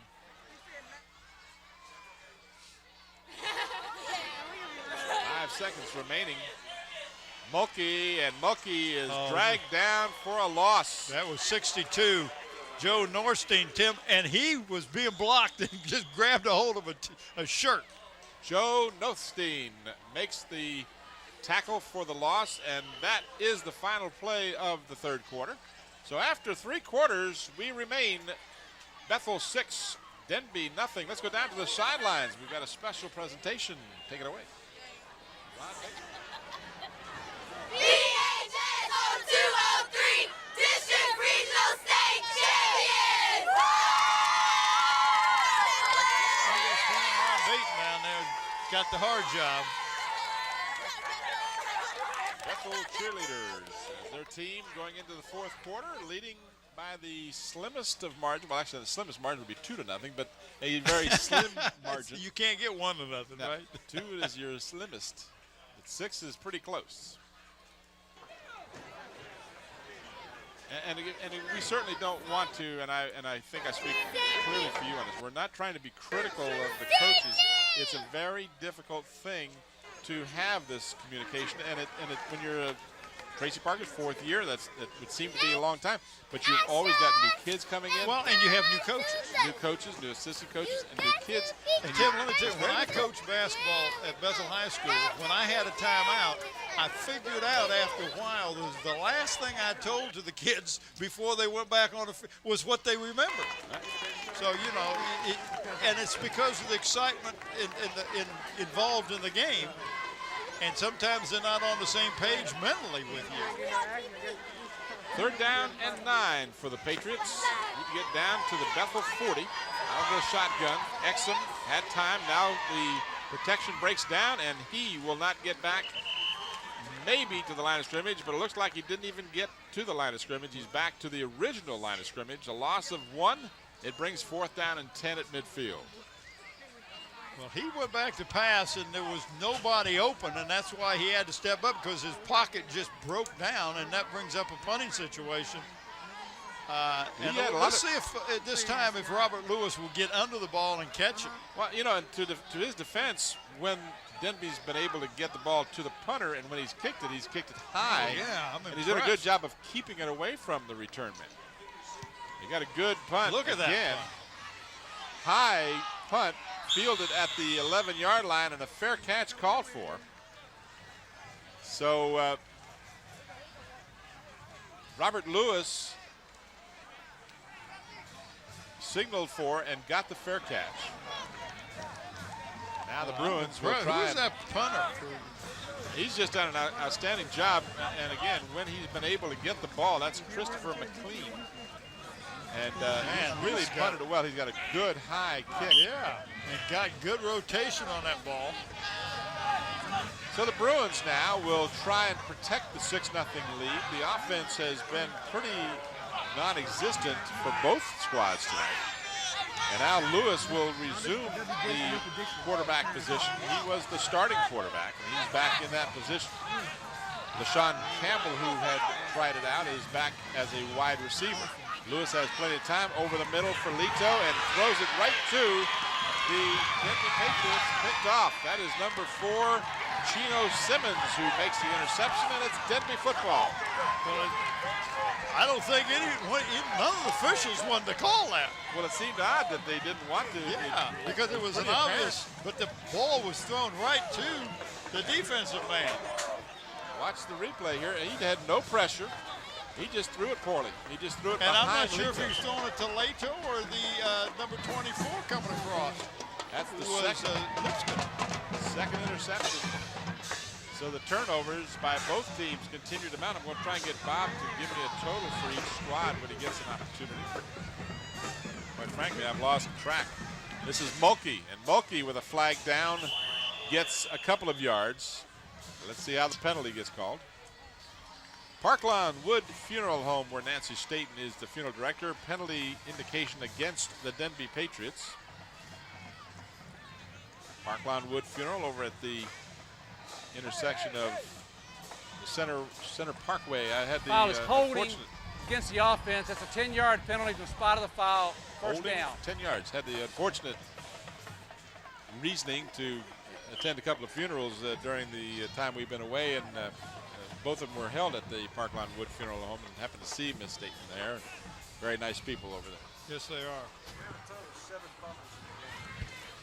7 fumbles. How about interceptions? How many interceptions have we had?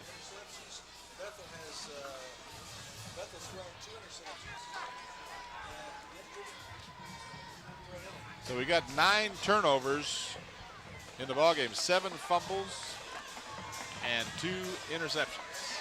Exum throwing long. This will be all way over the intended receiver's head, out of bounds. Nobody's going to be able to catch that ball. Yep.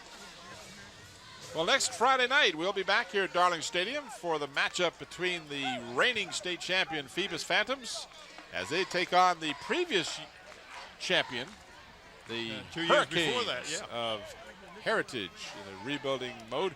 One of the, talking about the Heritage and their state champion, John Quillen, is now coaching up at CNU, but the very first home game that the Cavaliers had on the sideline was John Quillen, Mike Smith, and Danny Mitchell. I don't know if they were coaching, but of course Mike Smith's boy Brian is a field goal kicker. So. And half of the graduating class from Hampton High School up there too. Yeah, you know, Raymond Marcus Mann Higgins is up and there. Muffin Curry, Armando Curry, and I wanted to talk about that. We were talking about Virginia Tech, but I wanted to say how impressed I was with Marcus Hagans taking over and doing very well for the Cavaliers. And he's just a freshman up there. So. Nice play. They rule a completed pass at the Bruin 31-yard line. So it's fun. You can watch the players playing high school here on the peninsula and then turn around and watch them as they move through the ranks of college ball and see how well they do. And Denbigh over at Virginia Tech, he is just outstanding. I enjoy both of those tight ends up there. Defensive ends just do a great job. So next week we get to see Denbigh's younger brother, Xavier. He'll be one of the key players. You don't think Tech doesn't want to get a hold of him? Well, I think Nathaniel Denbigh is one of the best players to ever come through this area, and I think his younger brother is better. Yeah. And if he's not better, he will be better. He's got a little more growing to go, but he's just impressed me to death in that last year in the championship game. Here you see the pass. Oh, wide open receiver. Wide open is right, and that's one of the rare times tonight that Exum has had some accuracy on his throw. Well, and he's fourth down, and you might as well go for it. Fourth down at about 3. Scoreboard says 4th and 1, but it is in fact 4th and 3.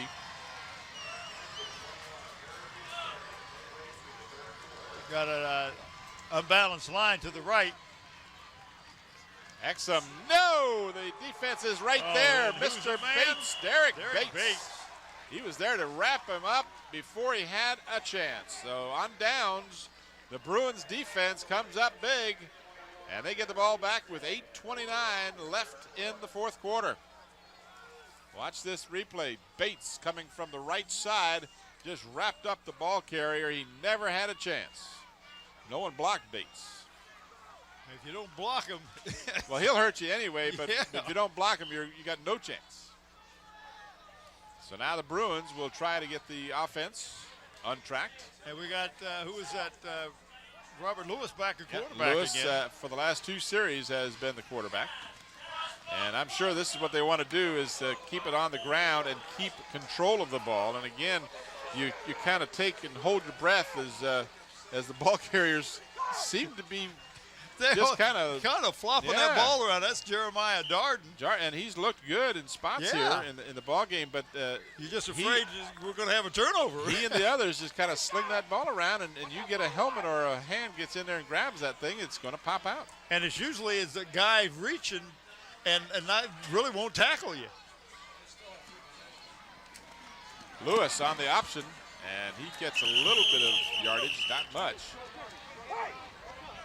He picked up, most he's going to get is about a yard. I thought he'd pick up a little bit more, but that Denbigh defense is swarming to the ball. Right here, boom, right there. He basically ran into his own player. Along with Christopher Griffin. So a big third down play here. 7:25 remaining in the fourth quarter. Third down and a yard to go. Need to get to the 35-yard line. And we got offsides going to be called. And we got movement in the backfield. And which one is? Which one are we going to get first? In the backfield. So that'll hurt. That'll be 3rd and 6. So they drew the defense off.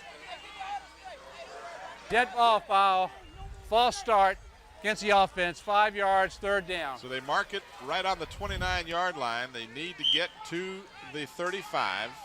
It'll be 3rd and 6, and they've been unsuccessful for the most part tonight on 3rd down. So your penalty just kills you. Instead of 3rd and 1, now you got to go basically a whole lot further against a good defense like Denbigh. Bates will get the first down. He's in the open. And he's got the first down out across the 45 to the 47-yard line. Well, I tell you what happened that time. Denbigh was thinking pass, and they spread him out. And Derek Bates, a definite candidate for player of the game, just really found a seam and said, I'm going to get that first down. 18 yards worth. He needed 6 and got. And he's taking a breather. He's coming off the field, going to catch his breath. Well, he's been a busy young man. But both sides of the ball. He might have some equipment issues because it looks like the equipment person is over there too checking him out. Tracy Parker's got a hold of him and says, you got some more of that inside you? I want to get you back in the ball game, and he's coming right back now. So Bates will come back in. Candidate for player of the game right now. He's got player of the game as far as I'm concerned. Well, tonight we will pick 2, Tim. That makes it more difficult. That was my choice. You get to choose the other. Oh, that's my guy. That's all right. We'll put our heads together and come up with something. This is Mr. Derek Bates again, and he is out to the 49-yard line, a short gain. Clock is moving, however. That's important for both of these teams. Each team still has their full complement of timeouts. Again, I want to thank Zooms for allowing us to recognize a senior player on the football teams from the Hampton schools this year who's demonstrated academic excellence. These players will be awarded a plaque at a school board meeting after the season. Thanks to David Allen Zooms for the continuing support of WHCS and our student athletes. There you saw the run by Bates, 11 carries for 66 yards tonight for Derek. His biggest yardage was not on an offensive play. It was that recovery of the attempted field goal, the bad snap. So it's 4th down and, well, 4th down and 7. They need to get all the way down to the 42-yard line, 43-yard line. And they're going to go into punt formation. I'll tell you, Hambrick has been very successful tonight punting. Now, I think he needs to do a better job of kicking away from the receiving person. And again, he kicks it right to Washington. Washington down the sideline, still going out close to the 40-yard line. The coverage team for the Bruins has not been exceptional tonight. They've allowed a lot of yardage on the punt returns. 22 yards. The problem is twofold. One, he kicks it right to the guy, and secondly, it's a low kick. Yeah. So it doesn't allow the team to get down as quickly. Two things you don't want. No, low and direct to the guy is not good. You need to get it in the air. Get your team. Give your team time to get down for coverage. Exactly. When you've punted the ball 6-7 times at least tonight, these guys are getting a little bit tired of going down coverage. Now we've got a key possession here with 4:46 remaining in the 4th quarter. And I don't use the word ball game anymore because with a 6-point lead, all it takes is a touchdown here without an extra point. And we're going over the ball game. You talk about overtime, but right now there's a long ways between Denbigh and the opportunity at an overtime. They've been unsuccessful in sustaining a drive all night long. Now, Tim, on the player of the game, that we given little trophies to the player of the game, and if they want their names on it, all they have to do is take it to Trophy World up there in Hilton Village, and they'll do that free of charge for them. Really appreciate the folks who help us recognize the outstanding players. Exum out of the shotgun. Got a man open. This is Washington. They got him in the near side flat. Washington makes 3 and he gets his first down. What a move. Made people miss and got enough for the first down. I'm impressed with this young man. Derek Washington is a senior, 5'10", 165-pounder. Watch the replay here. He doesn't have the first down here, but he won't stop. He was about 4 yards short. Yeah. Just a great second, third effort in order to get the first down and keep the hopes alive for the Patriots. And there you see the clock. Down to 3.5 minutes. Exum. He's got some running room this time. He tucks the ball underneath his arm and holds on very carefully. He's taken down at the 38-yard line. Well, Tim, what happened? That'll be another first down. I watched the defensive linebacker on this side look like he was going to go in and maybe even take, and then he goes over to the center of the field, takes himself right out of the play. Yeah, he followed he went away from his responsibility, and this is one of the things the coaches will point out when they go over these films. So a big first down again, and now a bit of a drive going here at the Bruin 38. Denbigh lines up in the gun. Exum has time, throws a one-hopper, incomplete, intended for Washington. And that's not a bad guy to get the ball to, because after he gets the ball, Derek Washington is hard to bring down. He's 5'10", 165, senior, but great move after he catches the ball. But that's not what you got to get it to him so he can get some moves. If he's one-on-one, I don't think one guy's going to bring him down. They haven't been able to when he gets in the open. He's done a great job returning the kicks, and he's really done well when he can get the ball in the open. He's very elusive. That stopped the clock with 2:59 to go. Just under 3 minutes left here in regulation. Again, out of the shotgun. Exum with protection and time. Steps up and throws. He's going to overthrow his intended receiver just barely, and that again is the aforementioned Washington. Well, it's his favorite receiver by all means. He's the only guy he's looking for. So 2:46 remains, but more importantly, they're running out of downs here because it's now 3rd and 10. But of course, at this point in the game, you're in 4-down territory. Yeah, you're not going to see a punt. You're not going to see a field goal attempt. So basically 2 remaining downs to get either a score or at least a first down for the Patriots. And the Bruins have done a very good job in crucial 4th downs and 3rd downs. See if they can continue. A good rush on Exum this time, and he will be caught by Chris Ellis. And that's the best pass defense you can do. If you can get to the quarterback and take his tackle off, let him get a chance to throw the ball, throw him for a loss. Timeout. Timeout called because it's 4th down and the game is on the line here for the Patriots. It'll be 4th down. They need to get all the way down to the 28-yard line. And the line of scrimmage is the 43. So what is that, 15? Yeah. 4th down and 15. Now, we want to thank Mark and Kenny, Stallion Brothers Heating and Cooling.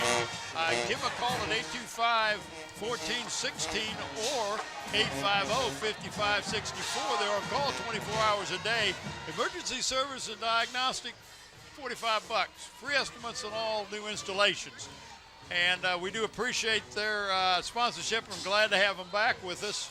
Getting ready to go with player of the game, Tim. It's getting close. We're going to do 2 tonight, and number 1 is going to be Derek Bates.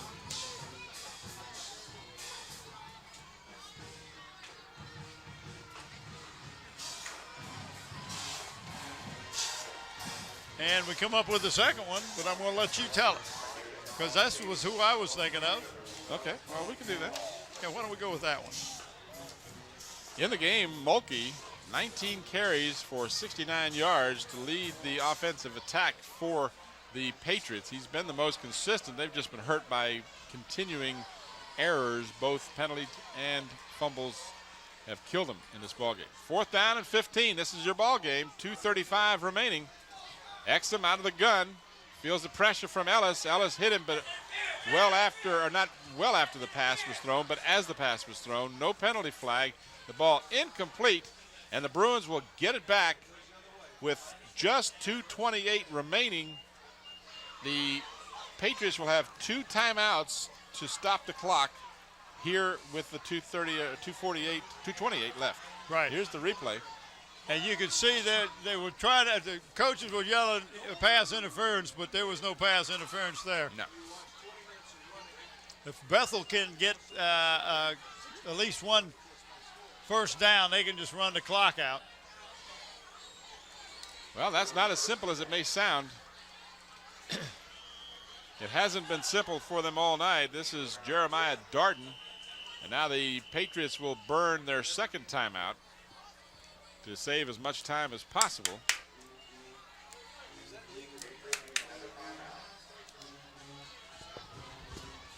.218 remains in regulation.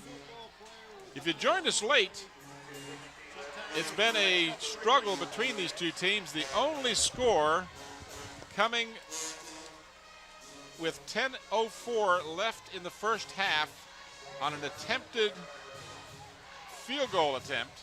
The snap was over the head of the holder and ultimately picked up by Derek Bates and runs 67 yards for a touchdown. The extra point try was no good, and that's the only score in the ball game. And right now, it's the only difference between a 1-1 record and an 0-2 record for one of these teams.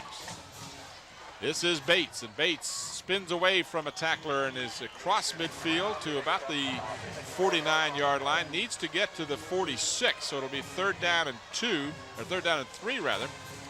And it'll bring the final timeout called by the Denbigh Patriots. Well, Tim, while we got the chance here with this timeout, I want to thank Trophy World and Tidewater Sports for allowing us to pick the player of the game.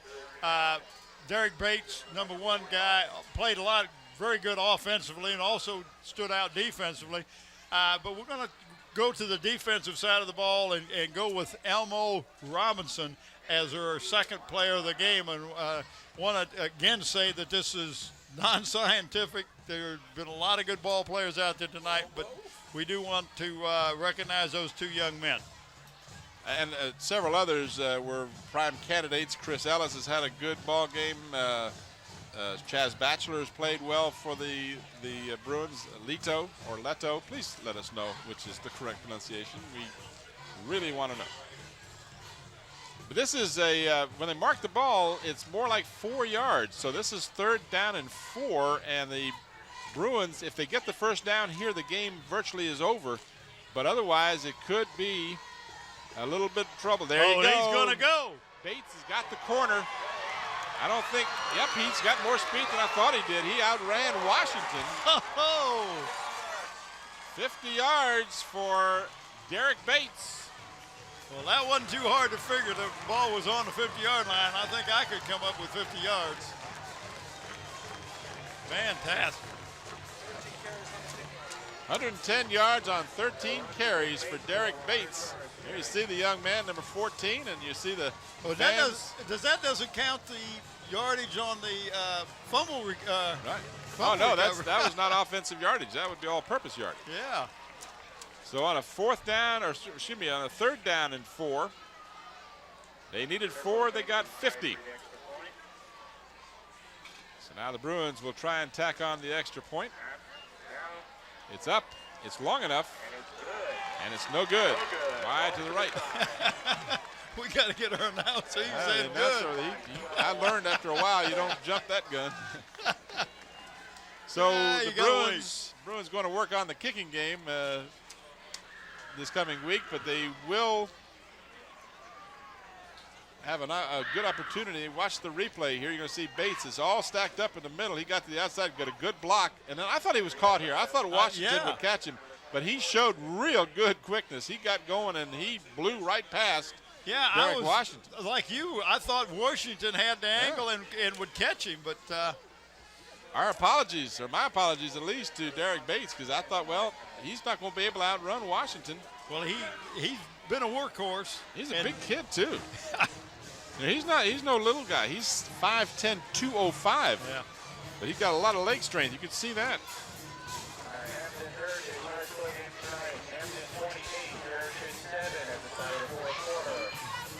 So again, we remind you, next Friday night, the 20th of September, we'll be back here, and we want to see you out here. Support your favorite team as the Phantoms will host the Hurricanes of Heritage. Game time is 7:30. Please come on out and support high school sports. And if it's not that game, go to a game that your favorite team is playing in. These guys work hard all week long from the early part of August. They deserve your support. I'm really disappointed to see the crowd tonight from Denbigh High School, or the lack of it, I guess you'd say. Lack of it. They didn't have enough people here to match up one parent for each of the players. So pretty sad. It's a nice, inexpensive night out, folks. I encourage you to support high school football. The stadium here at Darling is just as fine a stadium facility that you'll find anywhere. There you see the crowd or lack thereof, and that's not because a bunch of them went home. That's what's been here. 78 people. Our statistician Bob Killen tells us 78 people. He's counting. Not 79, not 77, not counting the cheerleaders. 78 people.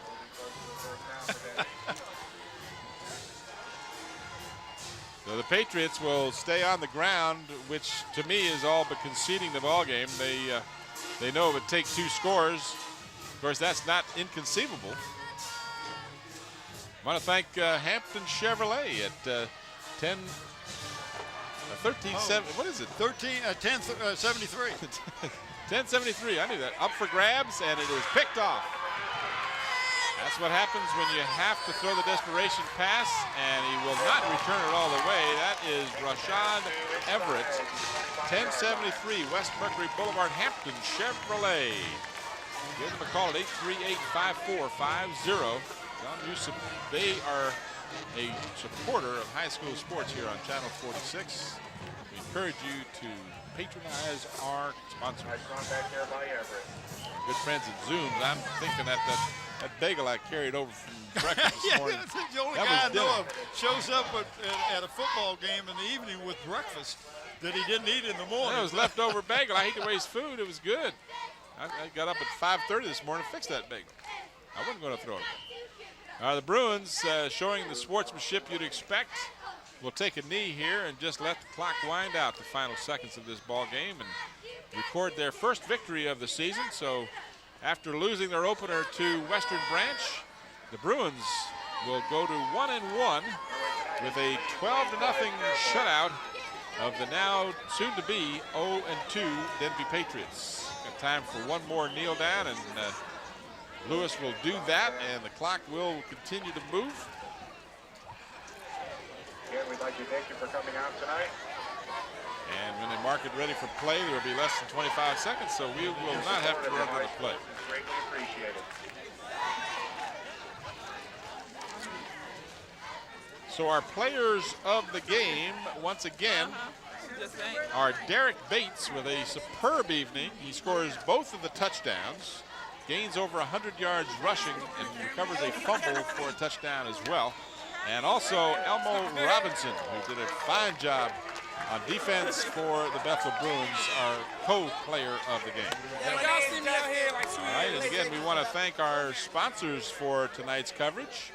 And of course, our crew, we want to give them our appreciation as well. Out here early this afternoon, setting up so they can bring this contest to you right here on Channel 46. The game tonight, brought to you by Zooms with 14 convenient peninsula locations. I knew that. I was waiting for a picture. Oh. So I know what it is. I was just trying to Unlike earlier, I didn't know. Trying to give you a handoff here. Put a picture of us up. Oh, that could be dangerous. Zooms with 14 convenient locations on the peninsula. Brought to you by Hampton Chevrolet. And brought to you in part by Park Lawn Wood Funeral Home.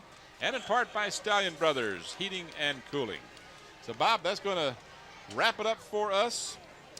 Well, the inaugural game of the season. We're still showing the pictures. We want to make sure Park Lawn Wood Funeral. He says he's coming to me, and then he shows the pictures. Well, that's okay. It's fine. We're still working on this thing. So, work in progress. And we did a good job. I want to thank all of our crew. Great job as usual. Bob Killen, thanks a lot. Mike Hauser. Mr. Mike Hauser. Assistant. Going to stretch out a little bit here. As you see the teams congratulating each other. Again, I'll remind you, next Friday night we'll be back here for Phoebus and Heritage. The final score here again, Bethel 12 and Denbigh nothing. For Bob Hintz, Bob Killen, and the entire Channel 46 crew, this is Tim Cole. Thanks for watching. Good night, everybody.